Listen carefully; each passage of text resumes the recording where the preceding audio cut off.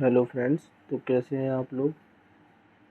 आज मैं डिस्कस करने वाला हूं फार्माकोलॉजी 2021-22 का बी फार्मा 5th सेमेस्टर का क्वेश्चन पेपर। तो इसमें क्या है, ये पहला सेक्शन है। पहले सेक्शन में जैसे आप सब लोग जानते हैं, पहले सेक्शन में होते हैं 10 क्वेश्चन, तो 10 में से 10 क्वेश्चन करने होते हैं। तो इसमें पहला क्वेश्चन है डिस्कस स्टार्लिंग्स लॉ। तो स्टार्लिंग्स लॉ क्या होता है? The Frank Starling law of heart represent the relationship between stroke volume and diastolic volume.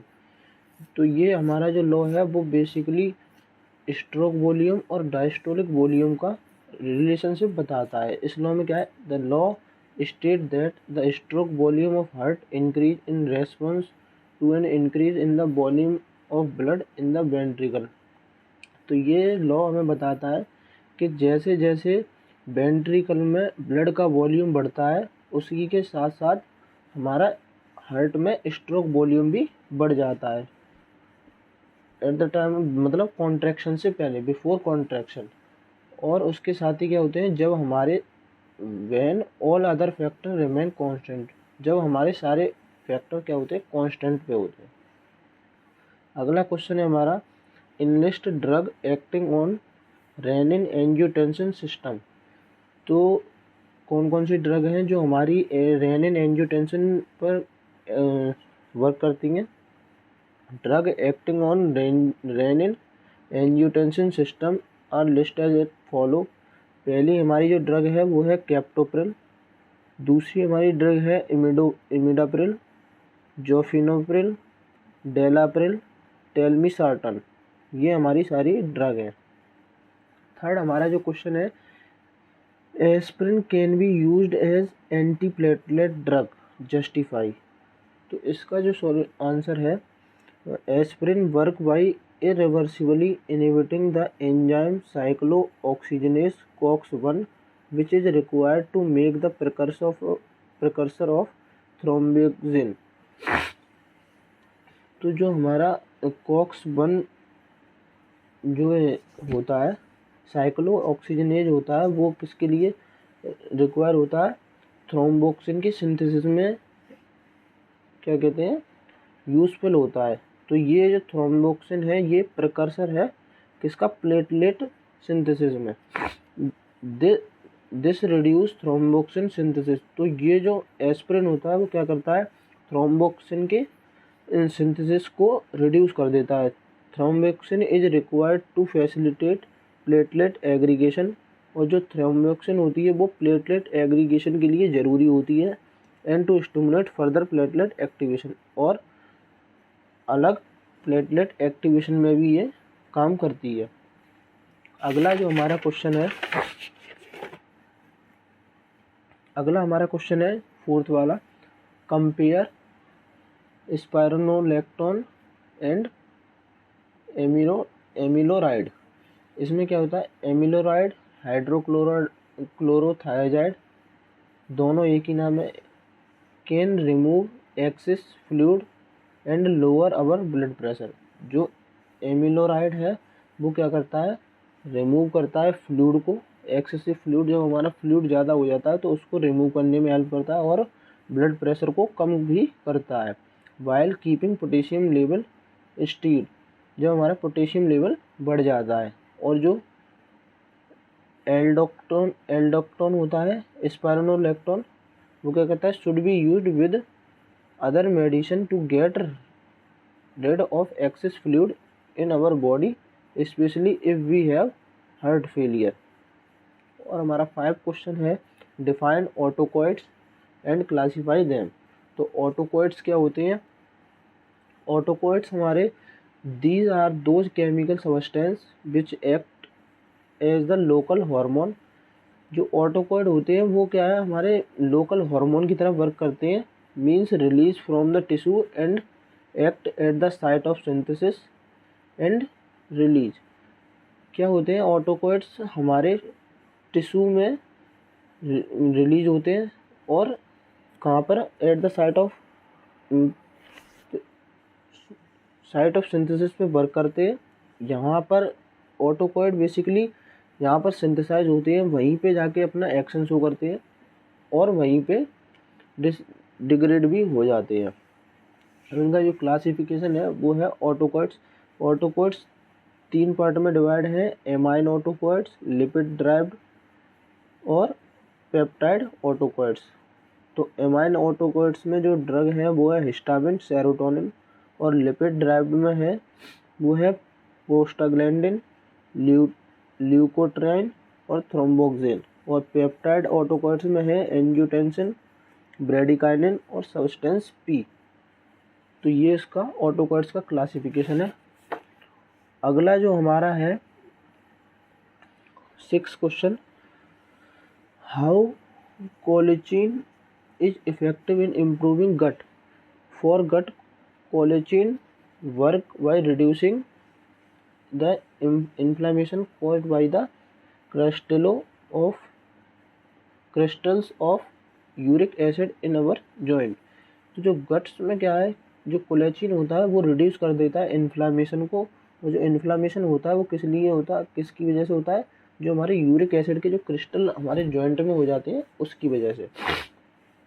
This also help to reduce pain. और ये जो कोलेचिन होता है वो हमारे पेन को भी कम करता है। The way that colchicine work from familial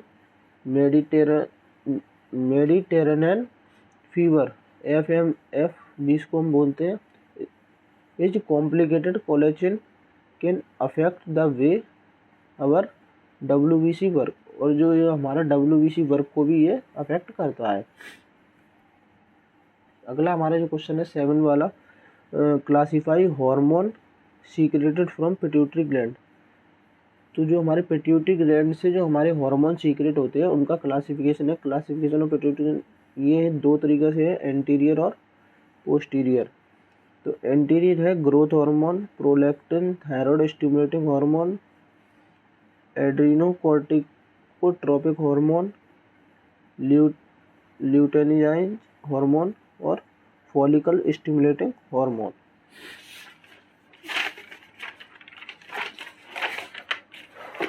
उसके बाद हमारा 8th क्वेश्चन है, explain the hormonal control of insulin release. तो इसका आंसर है, insulin secretion by the beta cell of islet of Langerhans is primarily regulated by the D-glucose level in the extracellular fluid bathing the beta cell. तो insulin क्या करता है, हमारा जो glucose level blood में जो बढ़ जाता है उसको कम करने में मदद करता है। तो इंसुलिन कहाँ से सीक्रेट होता है, जो हमारे लैंगरहैंस होता है उसमें जो बीटा सेल होते हैं वहाँ से बीटा सेल इसको सीक्रेट करते हैं। Glucagon increase and somatostatin decrease insulin release by paracrine action. Insulin release is stimulated by the GH, cortisol, PRL and the gonadal steroid. 9 वाला क्वेश्चन है हमारा, what do you understand by anabolic steroid, give example. Anabolic steroid क्या होते हैं, anabolic steroid are synthetic version of testosterone. Anabolic steroid होते हैं जो हमारे सिंथेटिक वर्जन ऑफ टेस्टोस्टेरोन, जो मेल सेक्स हार्मोन है उसी का सिंथेटिक वर्जन है anabolic steroid. Testosterone is the main sex hormone in man. It is needed to develop and maintain male sex characteristics such as facial hair, deep voice and muscle growth. Women do have some testosterone in their body। जो महिलाएं होती हैं उनमें भी कुछ testosterone पाए जाते हैं, बट मच स्मॉलर अमाउंट, बहुत ही कम अमाउंट में पाए जाते हैं। इसके एग्जांपल है नेंड्रोलोन, ऑक्जेंड्रोलोन, ऑक्सीमिथालोन और स्टेनोजोलोल, ये ड्रग्स के एग्जाम्पल है।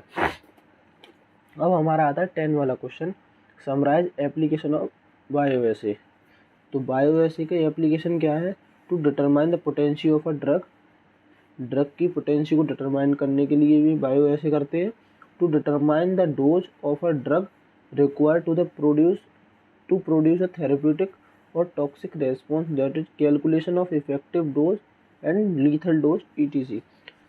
तो जो बायो ऐसे होता है उससे हम उसकी हेल्प से थेरेपी मतलब क्वांटिटी भी पता करते हैं, जिससे कितनी क्वांटिटी में ड्रग हमारे थेरेप्यूटिक इफेक्ट या इफेक्ट शो करेगी और टॉक्सिक इफेक्ट कितनी डोज पर वो शो करेगी। थर्ड है हमारा also help in the development of new drug, और न्यू ड्रग के डेवलपमेंट में भी इसको यूज़ करते हैं। अब जो हमारा अगला सेक्शन है वो है सेक्शन सी। बी सेक्शन को मैंने छोड़ दिया क्योंकि उसमें थोड़े लॉन्ग क्वेश्चन होते हैं, इसलिए उसको छोड़ दिया, वीडियो ज़्यादा बड़ी लॉन्ग हो जाती है। तो उसमें जो पहला क्वेश्चन है, discuss the detail pharmacology of digoxin. तो डिजॉक्सिन की फार्माकोलॉजी के बारे में बताना है। डिजॉक्सिन क्या होता है? Digoxin is belonging to the class of medicine called digitalis glycoside.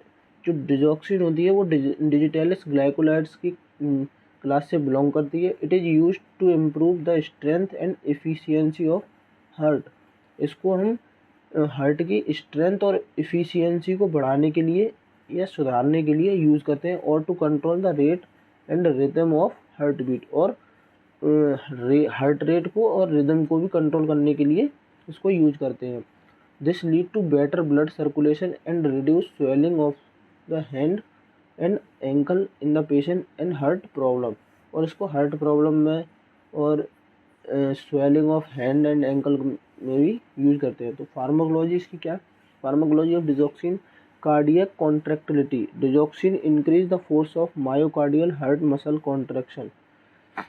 Digoxin क्या करता है? Force of myocardial heart muscle contraction को भी इंक्रीज कर देता है। This result in increase cardiac output and stroke volume. जिससे क्या होता है? कार्डियक आउटपुट और स्ट्रोक वॉल्यूम बढ़ जाता है। दूसरा है, in other word digoxin does not increase the energy production but increase the utilization of energy from for contraction of heart. There is an increase in cardiac output and hence cardiac efficiency. Overall इससे क्या है? Cardiac efficiency बढ़ जाती है और cardiac output भी increase हो जाता है। इसका एक फॉर्मूला दिया गया है, cardiac efficiency is equal to cardiac output per minute और ऑक्सीजन कंजप्शन पर मिनट। ये इसका फॉर्मूला है। उसके बाद हार्ट रेट। हार्ट रेट पे क्या है? In normal individual digoxin does not produce any significant effect on the heart rate। Normal individual में डिजॉक्सिन कोई भी सिग्निफिकेंट इफेक्ट नहीं देता है हार्ट रेट पर। मतलब हार्ट रेट पर कोई भी जो नॉर्मल इंडिविजुअल होते हैं उनमें कोई इफेक्ट नहीं देखने को मिला है अभी। In patient with CHF there is always decrease in the heart rate. जो CHF के पेशेंट है, जो कंजस्टिव हार्ट फेलियर के जो पेशेंट है, उनमें हमेशा देखा गया है कि हार्ट रेट को डिक्रीज कर देता है डिजॉक्सिन। उसके बाद है इलेक्ट्रोकार्डियोग्राम। इलेक्ट्रोकार्डियोग्राम ECG क्या होता है? ECG में क्या है? डिजॉक्सिन क्या करता है? Digoxin produce depression of ST segment, inversion of T wave, propagation of PR interval and shortening of QT interval. अब ब्लड प्रेशर में क्या है? ये इफेक्ट देता है। In normal individual digoxin increase mean arterial pressure due to contraction of blood vessel. तो blood vessel में ये क्या करता है? जो नॉर्मल इंडिविजुअल होते हैं उनमें क्या करता है? इंक्रीज कर देता है आर्टीरियल प्रेशर को। किस वजह से? जो ब्लड वेसल में क्या हो जाता है? कॉन्ट्रैक्शन हो जाता है, जिसकी वजह से क्या होता है? मीन आर्टीरियल प्रेशर इंक्रीज हो जाता है। और इन पेशेंट विद CHF, जो CHF पेशेंट होते हैं, कंजस्टिव हार्ट फेलियर से जो ग्रसित पेशेंट होते हैं, उसमें क्या होता है? सिस्टोलिक प्रेशर में rise but diastolic pressure tell. जो सिस्टोलिक प्रेशर होता है वो बढ़ जाता है और डायस्टोलिक प्रेशर घट जाता है। किडनी पे क्या इफेक्ट देता है? In CCF congestive cardiac failure there is increase in renal blood flow resulting in sodium retention and edema. Digoxin by improving renal circulation and decreasing venous pressure, increasing in formulation of urine। तो ये formation of urine को भी बढ़ाता है, मतलब urine formation को भी increase कर देता है। अब गैस्ट्रो इंटेस्टाइनल ट्रैक्ट में क्या ये इफेक्ट देता है, डिजॉक्सिन में produce nausea and vomiting in the beginning of the therapy. ये थेरेपी के दौरान क्या कहते हैं, नोजिया और वॉमिटिंग कॉज कराता है। This is due to local irritation, ये किस वजह से होता है, लोकल इरिटेशन की वजह से होता है। डिजॉक्सिन ऑल्सो प्रोड्यूस डायरिया, ये डायरिया को भी बताता है, डायरिया को भी प्रोड्यूस करता है। जो डायरिया डिसीज होती है उसमें भी कॉन्स्टिपेशन हो जाता है। अगला क्वेश्चन है हमारा, classify anti hyperlipidemic drug, explain mechanism and side effect of statin. तो एंटी हाइपरलिपिडेमिक ड्रग क्या होती है, these are those drug which are used in the treatment of hyperlipidemia. ये वो ड्रग होती हैं जब हम इनको हाइपरलिपिडेमिया में यूज करते हैं।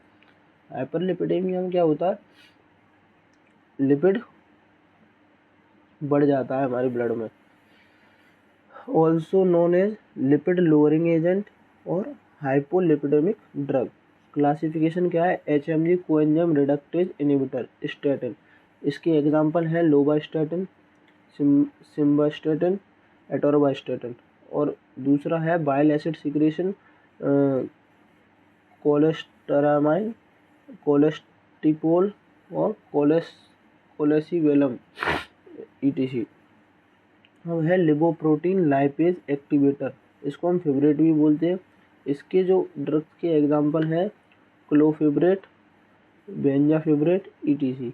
अब lipolysis and triglyceride synthesis inhibitor, तो इसके जो एग्जांपल है वो है निकोटिनिक एसिड एंड नियासिन। फिर जो 5 वाला है वो है कोलेस्ट्रॉल एब्जॉर्प्शन इनहिबिटर, इसका जो एग्जांपल है वो है इजिटिमाइब, इसका एग्जांपल है। अब जो स्टैटिन है, स्टैटिन क्या है, also known as HMG coenzyme reductase inhibitor, introduce in 1980 and used as a first line drug for hyperlipidemia. ये जो स्टैटिन है वो 1980 में इंट्रोड्यूस बनाई गई और ये फर्स्ट लाइन ड्रग है जो हाइपरलिपिडेमिया में यूज करी गई। उसके बाद है mechanism of action. Mechanism of action में क्या है, normally in liver cell HMG coenzyme reductase convert in HMG coenzyme to mevalonic acid which is used as a precursor of cholesterol biosynthesis. तो ये क्या होता है, HMG कोएंजाइम रिडक्टेज कन्वर्ट होता है मेवलोनिक एसिड में, और जो क्या होता है, प्रिकर्सर है किसका, कोलेस्ट्रॉल बायोसिंथेसिस का। उसके बाद now when LDL is increased in blood circulation it cause hyperlipidemia. तो उससे क्या होता है, जब बैड कोलेस्ट्रॉल हमारी ब्लड सर्कुलेशन में बढ़ जाता है तो क्या हो जाता है, हाइपरलिपिडेमिया हो जाता है। Now that time HMG coenzyme reductase inhibitor introduced into body. उसके बाद क्या करते हैं हम, HMG कोएंजाइम रिडक्टेज इनहिबिटर देते हैं जो क्या करते हैं, HMG कोएंजाइम रिडक्टेज के वर्क को कम कर देता है, which give their effect in liver, जो क्या करता है, लिवर पर इफेक्ट देता है, जिससे क्या होता है, these reductase inhibitor inhibit the enzyme HMG coenzyme A reductase, जो क्या करते हैं, इनहिबिट कर देता है HMG कोएंजाइम रिडक्टेज को। Now mevalonic acid mevalonic acid is not synthesize, जिससे क्या होता है, मेवलोनिक एसिड सिंथेसाइज नहीं होता है, which cause decreasement in the amount of cholesterol in liver, जिससे क्या होता है, कोलेस्ट्रॉल का लेवल लिवर में घटने लगता है। Cholesterol is used for synthesis of bile acid which is primary work of liver. और कोलेस्ट्रॉल क्या है, कोलेस्ट्रॉल यूज होता है बाइल एसिड की सिंथेसिस में, जो क्या है, प्राइमरी वर्क है लिवर का। तो उसमें आगे का पॉइंट है, so when liver sense low level of cholesterol liver activate the LDLR low density lipoprotein receptor को क्या करता है, एक्टिवेट कर देता है। जब हमारे लिवर के सेंस में, मतलब जब नई कोलेस्ट्रॉल बन नहीं रहा है तो उसमें क्या होता है, हमारा कोलेस्ट्रॉल का लेवल कम हो जाता है, जिससे क्या होता है, लिवर हमारा सेंस प्रोड्यूस करता है और एक्टिवेट कर देता है लो डेंसिटी लिपोप्रोटीन रिसेप्टर को।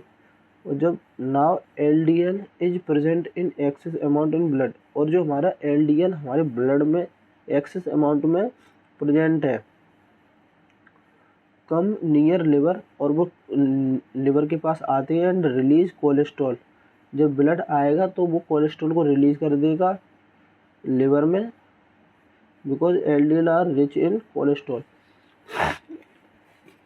उसके बाद क्या होता है, so due to this LDL amount in blood circulation is decrease, which help to clear atheroma and plaque, and directly help to decrease hyperlipidemia, जिससे क्या होता है, लिपिडेमिया कम हो जाती है। इसके साइड इफेक्ट हैं mild GT disturbance, headache, rise of liver toxicity, contraindicated in pregnancy. उसके बाद हमारा जो थर्ड क्वेश्चन है, describe pharmacology and pathophysiological role of prostaglandin. Prostaglandin के हमें फिजियोलॉजिकल और पैथोफिजियोलॉजिकल रोल बताने हैं। तो प्रोस्टाग्लैंडिन क्या होता है, it is a group of compound derived from unsaturated 20 carbon fatty acid, primarily एकेरेडिक arachidonic acid via cox pathway. The name prostaglandin was derived from the gland from these compounds were first isolated. Prostaglandin act on his receptor and show their effect. Physiological role क्या है, prostaglandin control carbohydrate and lipid metabolism. Prostaglandin क्या करता है, carbohydrate और lipid के metabolism को भी control करता है। Prostaglandin act as local modulator of cell function, local modulator की तरह वर्क करता है। Prostaglandin play vital role in cardiovascular, renal function, reproductive, nervous, digestive and regulation of endocrine function. ये प्रोस्टाग्लैंडिन इन सब में cardiovascular, renal function, reproductive, nervous, digestive and regulation of endocrine function में भी वर्क करता है।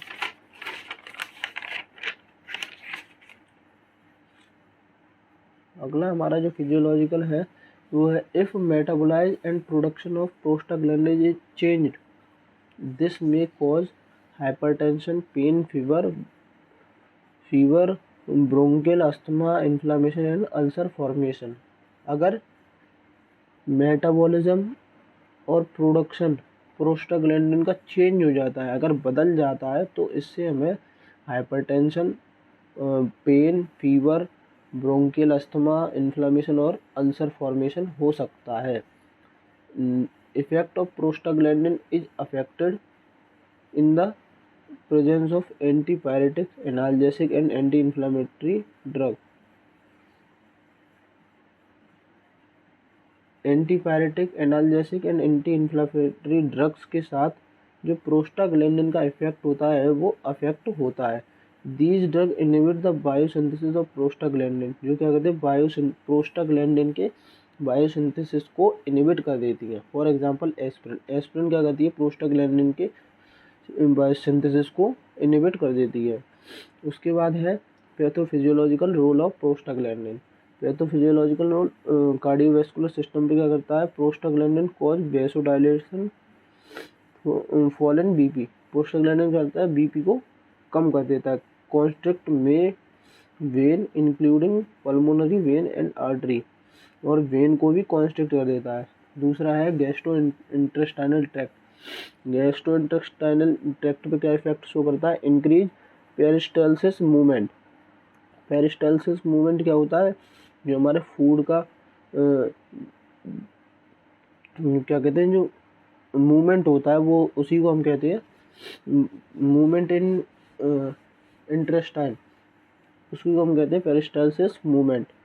तो ये इंक्रीज कर देता है। उसके बाद है यूट्रस। यूट्रस में क्या करता है, कॉन्ट्रैक्शन ड्यूरिंग और non during pregnancy. At the time of pregnancy contraction cause कराता है।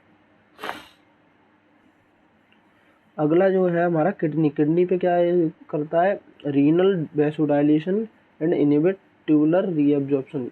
रीनल वैसोडाइलेशन को इफेक्ट करता है और ट्यूबुलर रीएब्जॉर्प्शन को क्या करता है, इनहिबिट कर देता है। सीएनएस पे क्या इफेक्ट शो करता है, सीएनएस पे sedation, rigidity, behavioural change, induced fever क्या करता है, दे ऑल्सो प्रोड्यूस पेन, और ये पेन को भी प्रोड्यूस करता है। उसके बाद है हमारा अगला क्वेश्चन है, write pharmacological action, adverse drug reaction, usages and interaction of aspirin. तो एस्पिरिन क्या है, also known as acetyl salicylic acid, it is a prototype drug, it firstly convert into salicylic acid in the body, then it give their action। क्या करता है, पहले ये salicylic acid में convert होता है, फिर अपना एक्शन शो करता है। एस्पिरिन का ये स्ट्रक्चर है। तो फार्माकोलॉजी क्या है, it give analgesic, antipyretic and anti inflammatory action. जो एस्पिरिन है वो एंटीपायरेटिक यानी कि फीवर में काम करती है, एनाल्जेसिक यानी कि पेन में वर्क करती है, और एंटी इन्फ्लामेटरी यानी स्वेलिंग में भी वर्क करती है। जीआईटी पे क्या इफेक्ट शो करती है, irritate gastric mucosa and cause peptic ulcer, peptic ulcer cause कर देती है और irritate gastric mucosa, increase risk of GI bleeding, gastrointestinal में ब्लीडिंग के रिस्क को भी इंक्रीज कर देती है, cause nausea and vomiting, nausea और वॉमिटिंग को भी बढ़ाती है। ब्लड में क्या इफेक्ट शो करती है, anti platelet effect by inhibiting thromboxane, TXA2 यानी कि थ्रोम्बोक्सिन को क्या करती है, इनहिबिट कर देती है, जिससे क्या है ये एंटी प्लेटलेट की तरह वर्क करती है। All these mechanism help in preventing और टेरोस्क्लोरोसिस को भी प्रिवेंट करती है। मिसलेनियस फार्माकोलॉजी क्या है, aspirin is reported to stimulate immune, aspirin क्या है, इम्यून सिस्टम को भी स्टिमुलेट करती है। Mechanism and prevent erected formation, erected formation को ये प्रिवेंट करती है। अगला है हमारा यूजेस, यूजेस क्या है इसकी, as analgesic, antipyretic and anti inflammatory drug, acute rheumatic fever, also antiplatelet, rheumatoid arthritis and other inflammation, ये सारे इसके यूजेस हैं।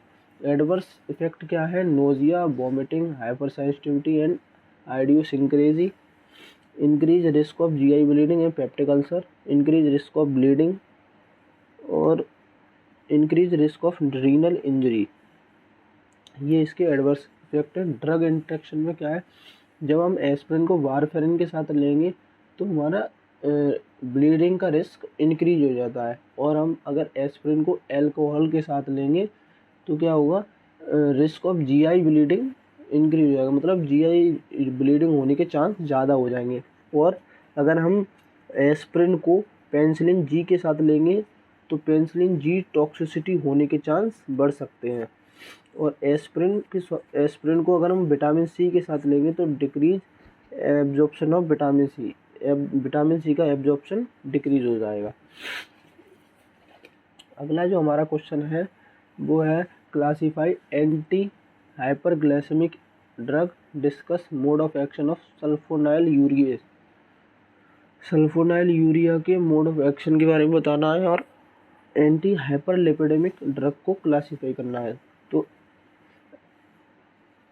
एंटी हाइपरग्लाइसेमिक ड्रग को क्लासीफाई करना है। तो ओरल हाइपोग्लाइसेमिक एजेंट या एंटी हाइपरग्लाइसेमिक ड्रग क्या होते हैं, oral hypoglycemic agent are drug that decrease blood glucose, जो ब्लड में ग्लूकोज लेवल बढ़ जाता है उसको डिक्रीज करने के लिए ओरल हाइपोग्लाइसेमिक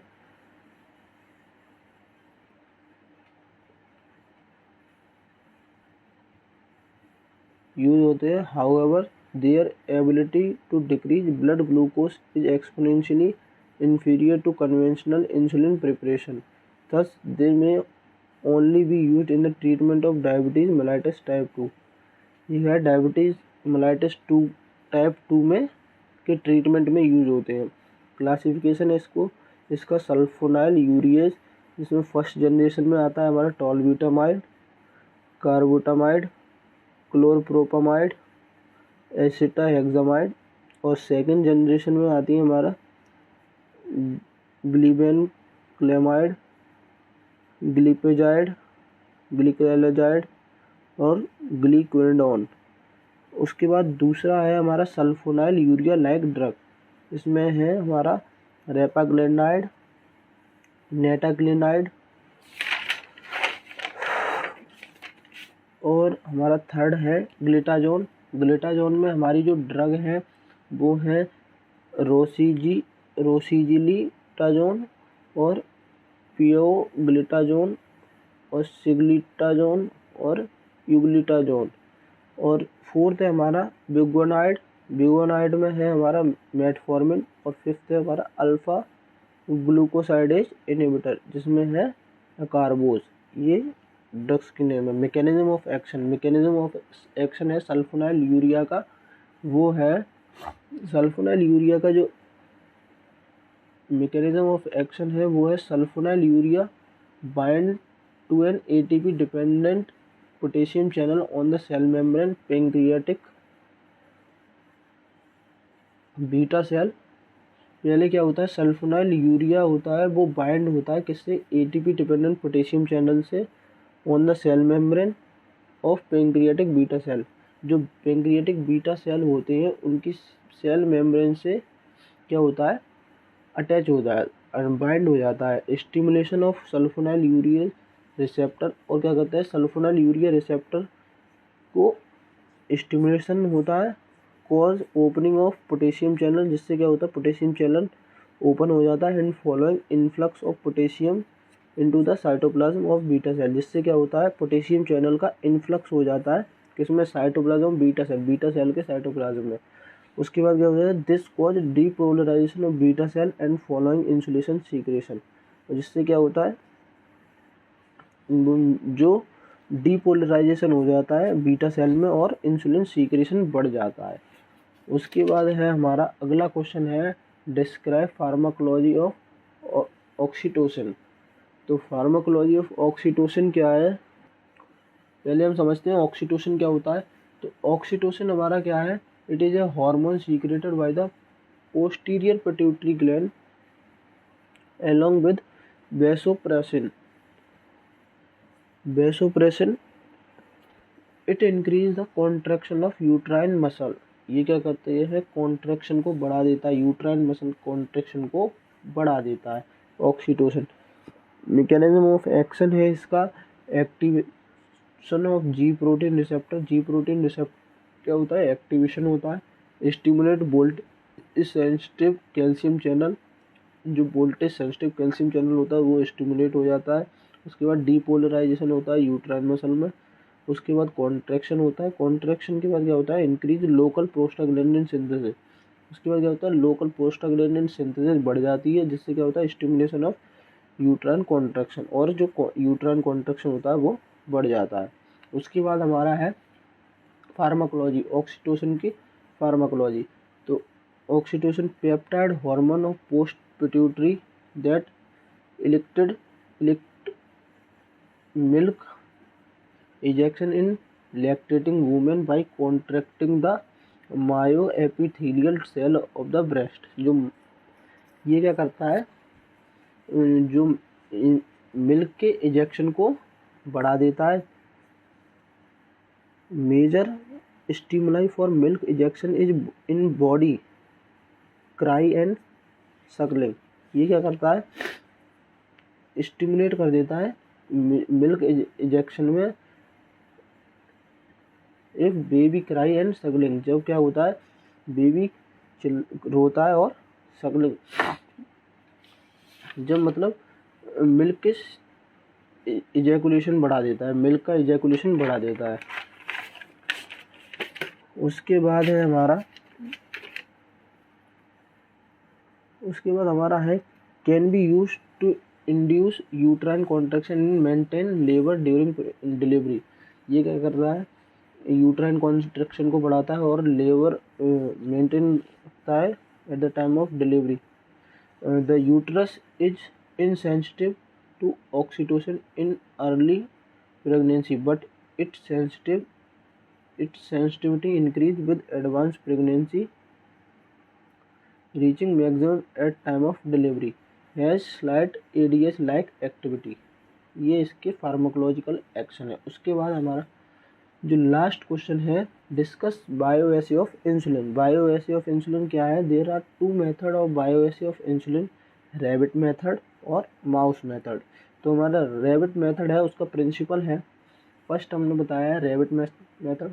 तो रैबिट मेथड का जो प्रिंसिपल है वो है, in this method the potency of least sample is estimated by comparing the hypoglycemic effect of the sample with that of the standard preparation of insulin. इसमें क्या करते हैं हम, पोटेंसी को क्या करते हैं, एस्टिमेट करते हैं। तो इसका जो प्रोसीजर है वो है, प्रोसीजर है इसका, in this method the rabbit are divided into 4 group, each have 3 rabbit, the test and standard preparation are injected subcutaneously after 18 hour fasting at low and high dose. इसमें क्या करती हैं हम, माउस को 4 ग्रुप में divide कर देते हैं और जिसमें प्रत्येक ग्रुप में क्या होता है, 3 रैबिट होते हैं। उसके बाद क्या करते हैं, टेस्ट और स्टैंडर्ड प्रिपरेशन को हम उसमें इंजेक्टेड करते हैं और उनको क्या कहते हैं, खिलाते पिलाते हैं, फास्टिंग खिलाते पिलाते हैं आधा घंटा तक, और उसको क्या करते हैं, लो और हाई डोज दे के देखते हैं, उसको ऑब्जर्व करते हैं लो और हाई डोज पर। After injecting the drug the blood sample are withdrawn from the marginal ear vein at various interval of measuring the blood sugar level. उसके बाद क्या करते हैं हम, उसमें से जो जब हम उसमें ड्रग को इंजेक्टेड कर देते हैं रैबिट में, उसके बाद हम एक पर्टिकुलर इंटरवल ऑफ टाइम में हम ब्लड शुगर लेवल चेक करते रहते हैं at the withdrawn blood with marginal ear when के द्वारा ब्लड को टेस्ट कर करके उसमें हम क्या कहते हैं, ब्लड शुगर लेवल को हम टेस्ट करते रहते हैं। 1 week after measuring of sugar level, a crossover study should be conducted on the same animal, but this time internal grouping of animal will change। उसमें क्या होता है, internal grouping of animal change हो जाता है और हम उसमें टेस्ट करते हैं। उसके बाद क्या है, the procedure of experimentation remain same as discussed above, but the difference is that the group of animal which received low dose the test earlier will be given high dose and vice versa। ये क्या होता है, इसमें जो हमारा procedure होता है वो तो सेम ऊपर की तरह रहता है, लेकिन क्या करते हैं अब हम चेंज कर देते हैं। जिनको हमने हाई डोज दी होती है उनको लो डोज देते हैं और जिनको लो डोज दी होती है उनको हाई डोज देते हैं। The mean of result obtain previously and after crossover study are calculated. उसके बाद क्या करते हैं हम अपनी कैलकुलेशन करते हैं और रिजल्ट ऑब्टेन करते हैं। उसके बाद क्या है हमारा माउस मेथड। माउस मेथड का जो प्रिंसिपल है, माउस मेथड क्या है principle, in this method mouse show characteristic convulsion effect after subcutaneous injection of insulin at elevated temperature. अगर हम सबक्यूटेनियस इंजेक्शन दे देंगे इंसुलिन का तो माउस में क्या होगा, टेम्परेचर होगा वो इंक्रीज हो जाएगा। The percentage of convulsion produced by the test and standard preparation आज कंपेयर। उसके बाद क्या करते हैं हम, जो टेम्परेचर बढ़ जाता है उसमें टेस्ट का और स्टैंडर्ड का प्रिपरेशन का कंपेयर करके और उसमें कैलकुलेट कर लेते हैं। इन this case the convulsive mice may be save by giving 5% dextrose injection. उसके बाद हम क्या करते हैं 5% डेक्सट्रोज इंजेक्शन दे देते हैं। उसके बाद इसका जो प्रोसीजर है, the procedure of mouse method is different from that of rabbit method. जो ये प्रोसीजर है वो रैबिट मेथड से थोड़ा अलग है। In this case mice are divided into 4 group having 20 each. इसमें क्या करते हैं 4 ग्रुप बनाते हैं और प्रत्येक ग्रुप में 20 माउस होते हैं। The mice are placed in air incubator में रखते हैं, मेड अप ऑफ ग्लास, जो किससे बना होता है, ग्लास से बना होता है, एंड प्रोवाइड विद थर्मोस्टेट, फिर क्या कहते हैं, थर्मोस्टेट प्रोवाइड कराते हैं। They are injected with test and standard drug sample, क्या करता है इसमें, टेस्ट और स्टैंडर्ड ड्रग सैंपल क्या करता है, इंजेक्टेड करता है। After injecting mice showing convulsion are selected and observe, जो कन्वल्जन शो करते हैं माउस, उसको ऑब्जर्व करते हैं और मूवमेंट को देखकर in upright the percentage of convulsion produce by the test is compare with standard. उसके बाद क्या कहते हैं, जो टेस्ट का कन्वल्जन होता है और जो स्टैंडर्ड का कन्वर्जन होता है, उन दोनों को हम क्या करते हैं, कंपेयर करके और उसके रिजल्ट को देख लेते हैं। तो आज के लिए बस इतना ही। ये हमारा क्वेश्चन पेपर पूरा सॉल्व हो गया है। जिन्होंने मेरे चैनल को सब्सक्राइब नहीं किया है तो प्लीज़ मेरे चैनल को सब्सक्राइब करें, लाइक करें, कमेंट करें। कुछ भी समझ में नहीं आया तो कमेंट करें। Thank you, have a nice day.